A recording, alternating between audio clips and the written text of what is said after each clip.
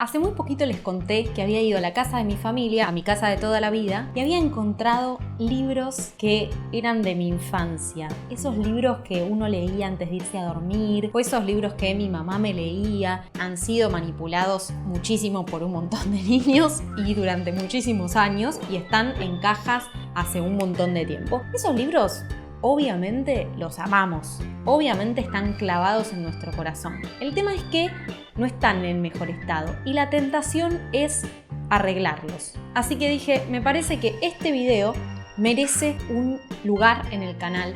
Lo quiero hacer desde hace muchísimo tiempo, pero producto de esa situación de mis libros de la infancia es que decidí que era el momento de hacerlo. Todos estos tips me los dio Eugenia Melle. Ella es restauradora y encuadernadora de libros. La pueden conocer mediante la entrevista que le hice en la serie Oficios acá en el canal, y ahí no solo ella nos va a mostrar cómo trabaja, sino que también nos va a contar de qué se trata su trabajo.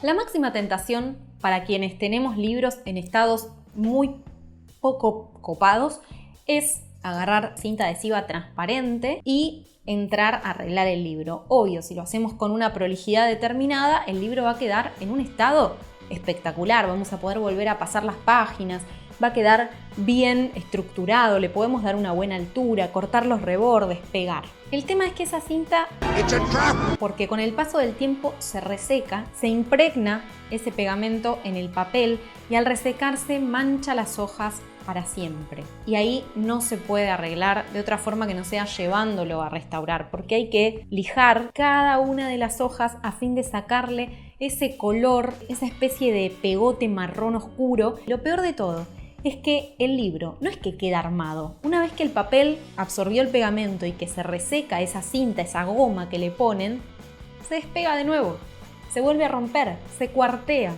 Y no solo arruinamos el libro, sino que tenemos el libro nuevamente en el paso 1.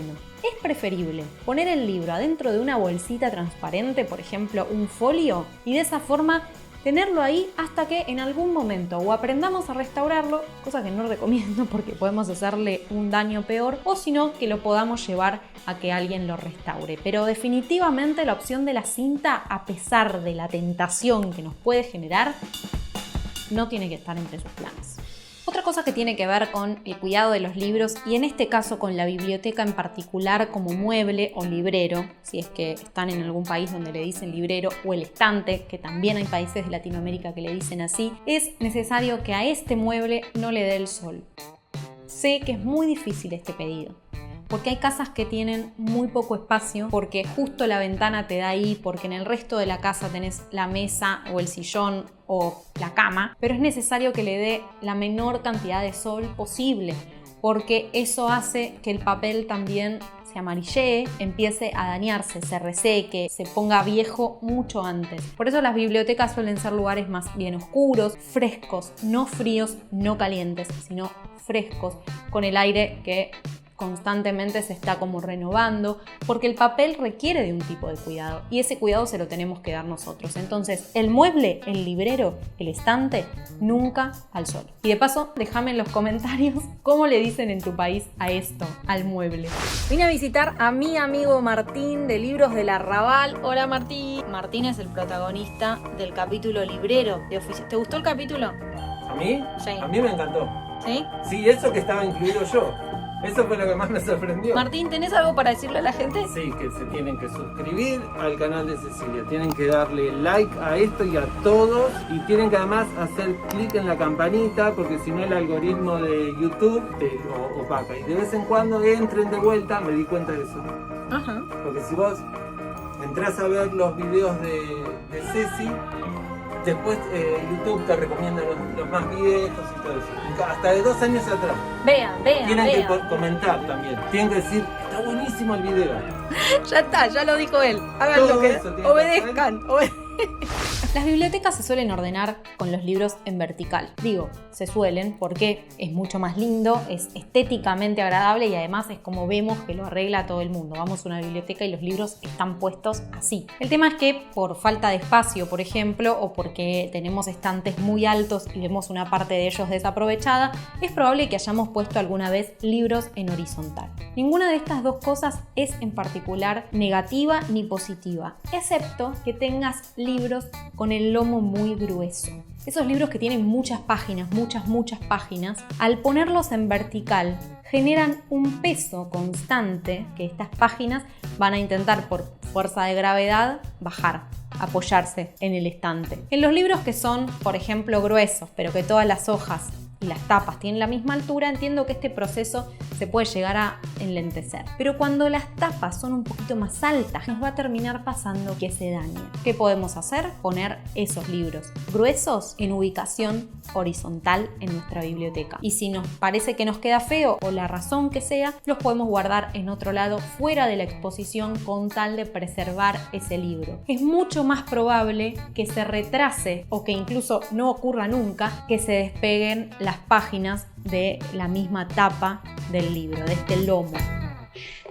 Una cosa que es clave, estoy segura, pero segura de que ninguno de ustedes lo hace porque tampoco lo vi nunca hacerlo y porque yo no lo hago, porque no me enseñaron a hacerlo y porque no lo haría, es la forma de agarrar los libros. Solemos agarrarlo de la parte de arriba, de la parte del lomo. Esto a la larga, sobre todo si es un libro de consulta constante, va a hacer que el libro empiece a despelucharse en el lomo de tanta fuerza que hicimos para sacarlo. Entonces va a terminar despegándose la parte del centro, sus hojas. ¿De qué forma tenemos que resolverlo? Bueno, básicamente, según Eugenia Melle, tenemos que dar una especie de aire entre los libros, nunca tan aplastados en nuestra biblioteca, y eso nos va a permitir presionar los dos del costado, que este libro quede suelto y así sacarlo y poder hojearlo y luego separar los que quedaron para volver a guardarlo. Me juego, no sé, 50 me gustas a que seguro no lo agarran desde el centro, sino desde el lomo. Ya conseguí lo que necesitaba en la librería, libros de Larrabal. Lo que me queda por decirles a ustedes... Ay, se enojó la señora porque yo estoy grabando un video. Todo mi trabajo, todo, incluso cada vez que compro un libro para poder hacerles la reseña, es gracias a los patrocinadores de Por qué Leer. Si ustedes también se quieren sumar, ayudarme a seguir haciendo mi trabajo, pueden hacerlo a través de la página de Patreon, a través del código QR de Mercado Pago, a través del link de PayPal que está en la descripción, lo que ustedes quieran, porque me ayuda un montón a poder seguir haciendo lo que hago. Gracias. Algo que nunca hacemos, porque consideramos que la biblioteca tiene que ser un mueble estático, ya está en ese lugar y que yo le coloco los libros, y si tengo un montón de libros me da mucha fiaca sacar todos y reordenarlos, es malas noticias rotar los libros. La posición que le toca a un libro en tu biblioteca no le es indiferente. Si está en los estantes de arriba, está más sometido al calor, puesto que el calor sube.